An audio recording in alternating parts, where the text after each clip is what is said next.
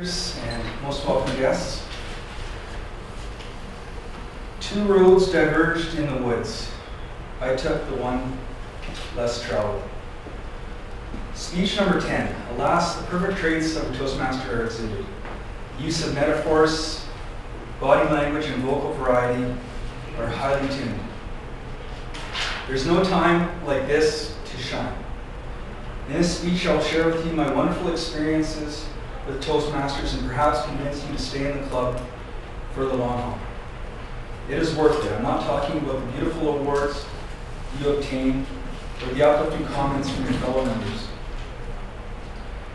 What I'm talking about is the feeling you get from the confidence surging through every vein of your body as you look people in the eye and really connect with them.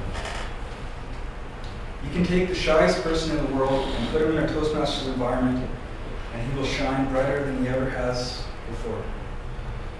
This is the confidence that is gained from Toastmasters, a confidence that is exuded. People can tell and see in the difference in the way you act and talk. People like to get excited, to be inspired to a higher purpose. And this is what this speech is meant to do. Life is exciting, and it especially is when you're a Toastmaster, because you have developed extraordinary social and life skills. Skills that will benefit you for a lifetime. With these skills, you can accomplish so many things. You can lead a group of people during a meeting. You can be a keynote speaker at a conference if you're bold enough. You can resolve conflicts. You can listen and truly communicate with people on a deeper level.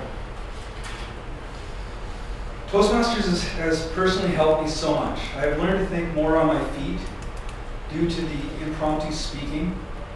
I've learned to be more assertive, to have my voice heard in a crowd. When I first came to Toastmasters, I have to admit I was apprehensive and scared. As most people, I didn't know what to expect. Yet when you see all the support, the clapping, and all the helpful comments, you know you're in the right place. It is such a warm and supportive atmosphere. Plus, there's a lot of laughter shared. My first experience with Toastmasters was a little nerve-wracking. I came to the room at Deer Park and reluctantly entered. Yet I was greeted by a friendly man named Kirk Bean, who I'm sure some of you know. I found the night very interesting. I learned a lot from the speeches and was very impressed by how things were run. I think I even did an impromptu speech, not bad for my first time. There were a lot of relaxed individuals and a lot of laughter was shared. Overall, I was impressed and it prompted me to come back for a second time. Not long after I joined Toastmasters, there was an election. During this election, I was nominated to be a Sergeant at Arms. This post would involve setting up the room, greeting guests, organizing socials, as well as other activities. I really enjoyed the experience. It brought me out of my shell and I learned to introduce people in a brief, yet efficient manner. Part of being a Sergeant at Arms required attending executive meetings every month. These meetings were informative and lots of relevant issues were discussed. I didn't go up for re-election, but I may in the future. I know that it is very rewarding. As a bonus to being a Sergeant at Arms, you get to go to Toastmasters conferences. These are well worth it. You learn skills from the best of the best, the distinguished Toastmasters. These are people who have been around the block. During my term, I went to 2 conferences. One of my favorites was a problem-solving lecture. We really learned to be flexible and open-minded. It taught us how to creatively use our minds to look at problems in new and exciting ways. Overall, these conferences are invaluable experiences. One of the greatest things about Toastmasters is how everything flows so smoothly and quickly. This is due to organization. It is the structure and format that does this. Every Toastmasters meeting has an agenda. The agenda is followed to a T. There's a speaking program and an evaluation program that make up a large part of the meeting. As well, there are various other roles and duties that spice up the night, like the word of the day, the joke master, and the quiz master. All of this is fitted into a 2-hour meeting. Talk about organization. Preparing for a speech Takes a little getting used to, but with the help of your Competent Communicator Manual, you can manage this quite effectively. The manual tells you basics like having an introduction, body, and conclusion. Yet the manual gives you a lot of leeway and room for creativity. There's so much you can do with this speech.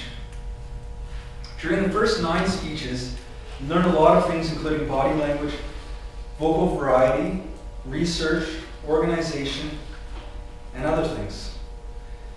After a while, the preparation doesn't really take that long to accomplish. You just do it, like Nike. The first speech is called the icebreaker. This speech is about getting up and speaking and seeing what you have to offer. Chances are you have some great qualities and some not so great qualities. Toastmasters can take care of the not so great qualities and enhance the greater qualities. During my first speech, I talked about where I grew up. I imagine that this is quite a common topic. The most important thing is that you got up there and you did it. You made a speech in front of a group of people and survived. Not such an easy task. I have found that impromptu speaking is one of the most difficult parts of being in Toastmasters. It is probably due to the lack of time, the lack of preparation involved. If you freeze and lose your creative spark, then you probably won't fare too well. However, if you find a topic you can converse about, then you stand a fighting chance. The best preparation I would suggest is to become interested in a lot of different things, reading the newspaper, learning about different things. I think this will help you immensely as an impromptu speaker. Someday I know I will get that award, the one for the best impromptu speaker.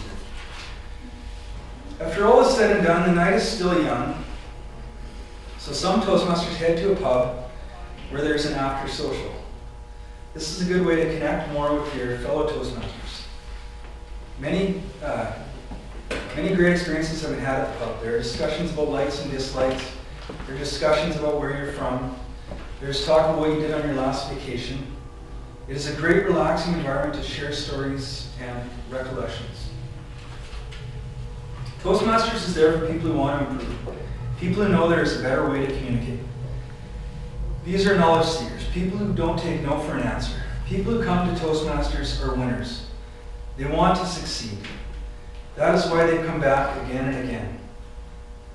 They feel the joy and excitement of really learning to communicate with people at a higher level. Remember, whether a man thinks he can or thinks he can't, he's right either way.